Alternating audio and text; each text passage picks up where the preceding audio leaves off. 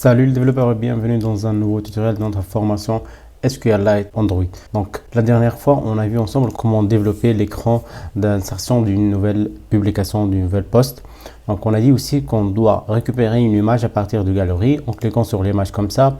Après, ça va ouvrir à l'aide d'une intent implicite, ça va ouvrir la galerie ou bien le exploiteur de fichiers.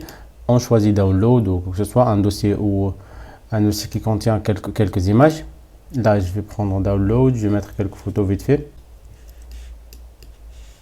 Je copie-colle ça rapidement.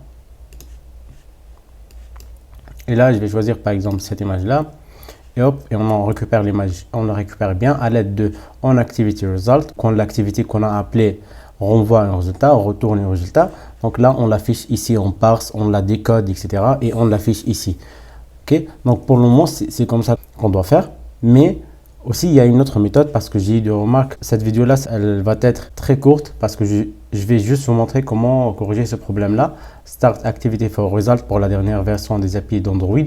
Start Activity for Result, là, c'est deprecated. Vous voyez, elle est barrée comme ça. Ça fonctionne, mais elle est barrée. Donc, on peut l'utiliser sans problème, mais un jour, elle va être supprimée d'Android. Donc, je vais vous montrer seulement comment faire pour ne pas l'utiliser et sans utiliser Start Activity for Result. Donc, je vais tout simplement créer ici par exemple, une var ou bien val galerie launcher. Je vais l'appeler comme ça. Ce galerie launcher on va enregistrer le callback ou bien on va enregistrer l'activité result dans cette activité launcher là. Register for activity result. C'est lui qui va intercepter le retour de l'activité. Donc, il va prendre activité, le contenu là, comme on l'a fait ici, action get content. On va ici passer activity result contracts. Là, comme ça, et qu'est-ce que va être le contract? C'est, vous voyez, c'est les mêmes options qu'on avait avant avec le intent.get action get content ou machin.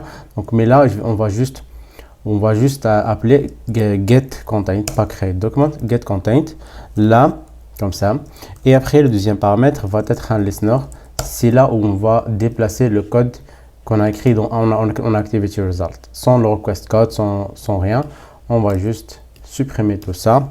On va prendre le code qui était dedans. On va le copier-coller par là.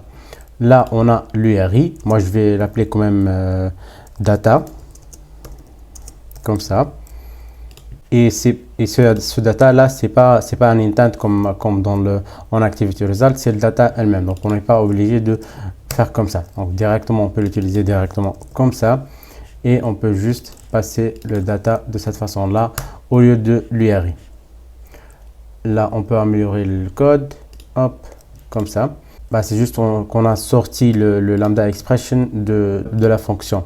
Normalement, elle est dans le deuxième paramètre, mais ça, on l'a vu déjà.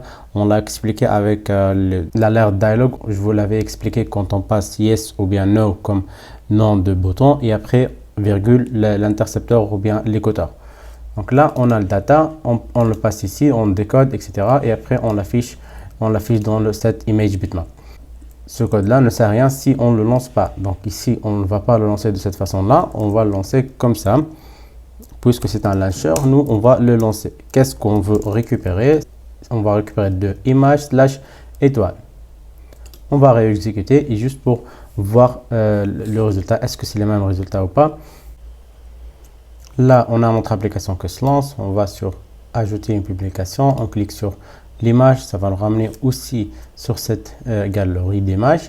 Je choisis une image et ça va faire la même chose. Donc, on a réussi à avoir le même résultat sans appeler Start Activity for Result ou sans avoir appelé le callback on Activity Result, etc. Donc, c'est beaucoup plus propre, c'est vrai. Et en plus, on n'a plus de méthodes qui sont bien des fonctions qui sont deprecated. Donc, merci de regarder cette vidéo. On se voit dans une nouvelle vidéo pour terminer cette insertion dans la base de données des images et de la publication.